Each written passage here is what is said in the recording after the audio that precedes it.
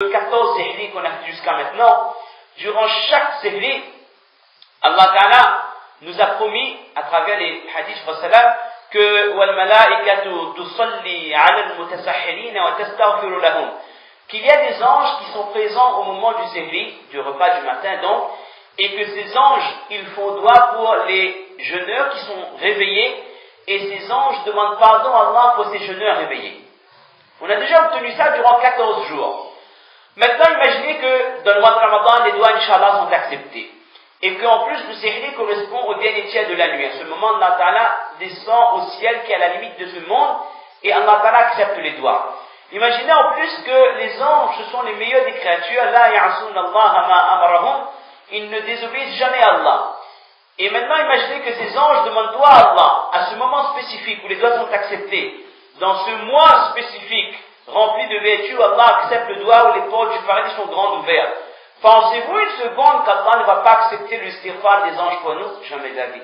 Assurément, durant ces 14 jours, on a obtenu le tawbah, on a obtenu le pardon, le shafa'at des anges, et on a eu le doigt de ces créatures parfaites. Toutes ces vertus se trouvent uniquement dans le mois de Ramadan, et même si on jeûne des jeûnes nafil dans les autres mois de l'année, on n'aura pas les mêmes vertus. Donc, première chose qu'Allah nous accorde, on peut augmenter notre quota de bonnes actions. Donc, l'homme ou la femme intelligente, il sait qu'il faut se dépasser. Il faut, entre guillemets, se défoncer et faire le maximum de bonnes actions durant ce mois. Ça, c'est la première chose. La deuxième chose qu'Allah nous accorde durant ce mois, c'est qu'Allah nous donne l'immunité, non pas parlementaire, mais l'immunité contre les waswasa de shaitan, contre les insufflations de shaitan. On connaît que durant le mois de Ramadan, shaitan est emprisonné et il ne peut pas influencer sur l'être humain comme il le fait durant les autres mois de l'année. Et on sait parfaitement que l'ennemi déclaré des Ahlul Iman, de ceux qui font la foi, c'est shaitan. Lorsque shaitan a refusé de se prosterner devant Hazrat Adam alayhi salam, shaitan a demandé à Allah de lui accorder un délai. Et Allah Ta'ala lui a accordé ce délai. C'est pas qu'Allah a exaucé son doigt, mais c'est qu'Allah, il savait que shaitan aura ce rôle dans l'humanité un jour. Comme Allah Ta'ala a décidé que Dajjal soit créé un jour pour éprouver les gens. Comme Allah Ta'ala a décidé que Ya'juj et Ma'juj viendront un jour pour éprouver les gens, etc., etc. Ce sont des événements qui sont très difficiles, qui ont pour objectif, qui peuvent faire perdre la foi à quelqu'un, mais Allah envoie ces choses-là quand même. L'objectif, c'est de voir qui c'est qui suit Allah et qui c'est qui suit ses passions, ses envies. Shaitan a demandé un délai. Et le délai qui a été accordé à Shaitan, c'est le temps jusqu'au Qiyamah, jusqu'à ce que le soleil se lève de l'autre côté. J'ai toujours du mal à savoir, est-ce que le soleil se lève à l'est ou à l'ouest, donc j'essaie de dire de l'autre côté. Lorsque le soleil se lèvera à l'ouest, c'est ça, là, Shaitan, sa mission sera terminée. Là, c'est fini. Dans certaines sources, il est dit que Shaitan reconnaîtra l'unicité d'Allah et se prosternnera. Le hadith n'est pas 100% authentique, mais certaines sources le citent. Et là, les autres shayatins, les petits shaitans, ils ne comprendront pas, mais oh Iblis, qu'est-ce que tu es en train de faire? Et là, Shaitan, il dira que moi, mon objectif, c'était, ma mission est terminée. Ma mission, c'était de détourner les gens du droit chemin, mais maintenant, ma mission est terminée. Et dans le Coran, Allah Ta'ala dit que le jour de Qiyamah, j'avais expliqué ça il y a quelques jours, après Tarawih, il y a 3 jours, je crois. Dans le Coran, Allah Ta'ala dit que وَقَالَ الشَّيْطَانُ لَمَّا قُضِيَ الْأَمْرِ إِنَّ اللَّهَ وَعَدَكُمْ وَعْدَ الْحَقِّ وَوَعَدْتُكُمْ فَأَخْلَفْتُكُمْ. Shaitan, il sera dans le Jahannam avec les gens qui l'ont suivi. Et dans l'enfer, maintenant, il y aura une conversation entre Shaitan et les gens qui sont dans l'enfer. Et Shaitan dira, après que tout se sera décidé, c'est-à-dire lorsque les gens du paradis seront déjà dans le paradis, et les gens de l'enfer, des gens de l'enfer, Shaitan dira, Allah vous a fait une promesse. Allah vous a promis en ce sens, et sa promesse était la vérité. Si vous adorez Allah, c'est-à-dire adorez Allah et suivez son prophète, vous faites des bonnes actions, vous vous préservez des péchés, ben, vous aurez le succès. Ça, c'était la vérité. Et moi, je vous ai dit autre chose. Je vous ai dit autre chose, de m'obéir, et vous aurez le succès. Mais moi, mon objectif, c'était de vous emmener avec moi dans l'enfer. Parce que moi, j'avais la promesse d'aller dans le Jahannam. Et mon but, c'était quoi? Dans notre verset, Allah t'avait dit que Shaitan a dit, La ughwiyannahum ajma'in. Je vais essayer de les détourner tous au maximum. Et Shaitan, tellement il a dit qu'il va nous détourner, il va utiliser tous les moyens. ثم لآتينهم من بين أيديهم ومن خلفهم وعن أيمانهم وعن شمائلهم. Je vais essayer de détourner ces gens.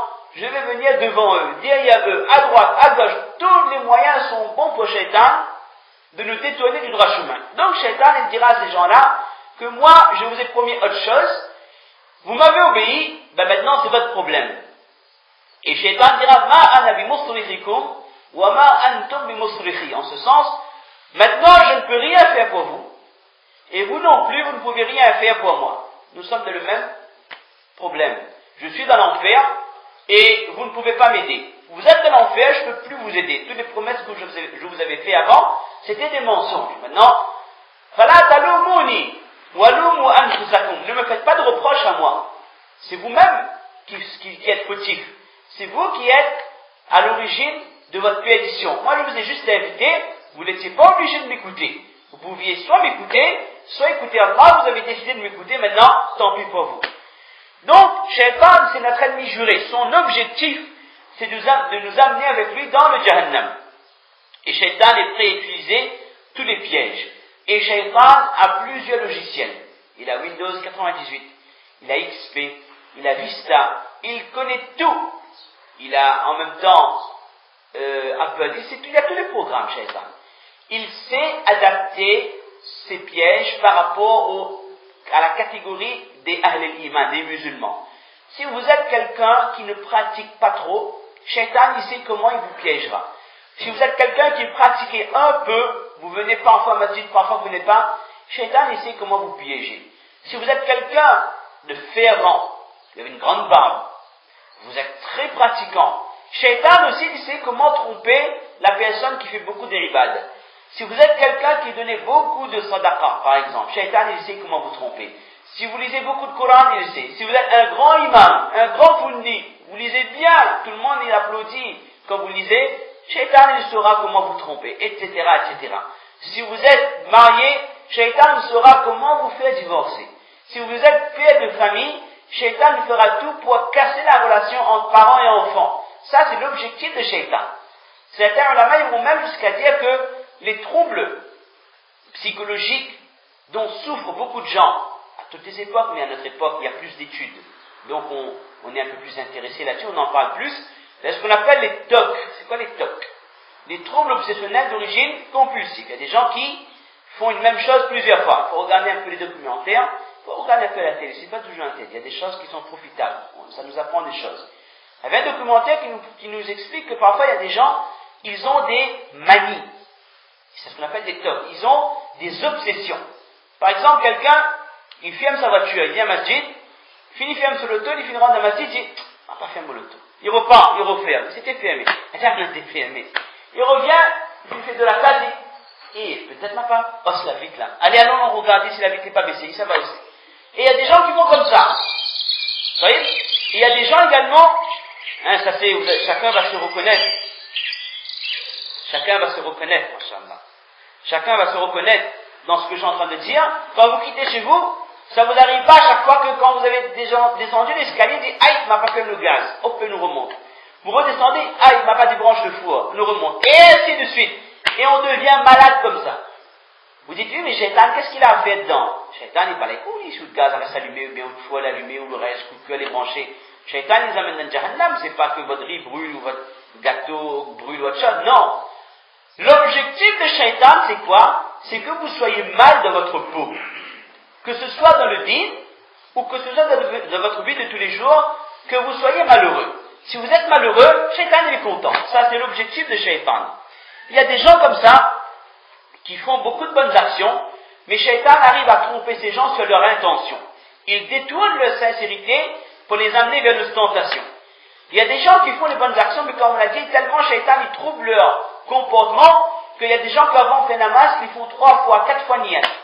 Il y a des gens qui, lorsqu'ils font namaz, systématiquement, ils se trompent dans les rakats. C'est pas qu'ils se trompent. Le nombre de rakats est exact.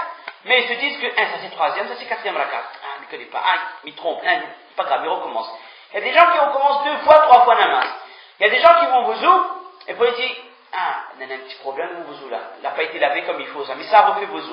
Etc., etc. Il y a le nombre d'exemples que vous pourrez citer. L'objectif de ce shaitan, c'est ce qu'on appelle ça, c'est at-tanattur. De nous amener vers l'exagération dans les actes d'adoration, qui fait qu'à un moment donné, on est saturé. Les actes d'adoration deviennent lourds et que notre esprit devienne embrouillé. Donc tout ça qu'on a cité comme exemple, ce sont là des wasawis de shaitan, des pièges de shaitan. Mais durant ce mois de Ramadan, shaitan ne peut plus faire tout ça. Shaitan est emprisonné, donc son emprise n'est plus la même que durant les 11 autres mois de l'année.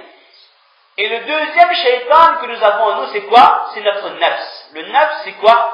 C'est notre ego, notre passion, nos passions, nos pulsions qui nous donnent l'envie de faire le haram. Allah dit dans le Coran, Inna an-nafsa la ammaratun bis-su' illa ma rahima rabbi.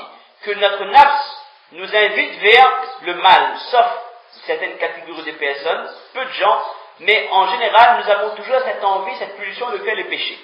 Mais même le nafs, durant ce mois béni, est affaibli. Certaines personnes disent que mes shaitan est emprisonné, mais il a encore massé. Parfois, il a encore envie de faire des péchés. Oui, mais là, il reste votre nafs. Le nafs que vous avez nourri, que vous avez entretenu, vos pulsions que vous avez l'habitude de satisfaire tout le temps, lui, il est toujours là, il demande Ramadan. C'est lui qui vous donne l'envie encore, c'est la batterie de secours pour vous faire encore des péchés. Mais ce nafs est affaibli. Quand vous ne mangez pas, vous ne buvez pas, vous faites beaucoup d'ibadat, le nafs, il veut manger, vous ne donnez pas. Il veut boire, vous ne donnez pas. Il veut faire autre chose, vous ne le laissez pas. Il veut que vous regardez madame très jolie dans le chemin, vous ne le faites pas. Il veut que vous parlez des gens, faites ribat, vous ne le faites pas par respect du jeûne. Vous voyez, par crainte d'Allah, bien sûr. Le nafs, moins vous l'obéissez, moins il a d'emprise sur vous. À un moment donné, le nafs devient affaibli, tout petit comme ça. C'est comme une batterie de GS1 que vous ne chargez pas, à la fin, il clignote, il ne mange plus. Il vous donne plus l'envie de faire des choses. Donc, ça c'était le deuxième point. Durant ce mois, Shaitan est emprisonné, le nafs est affaibli.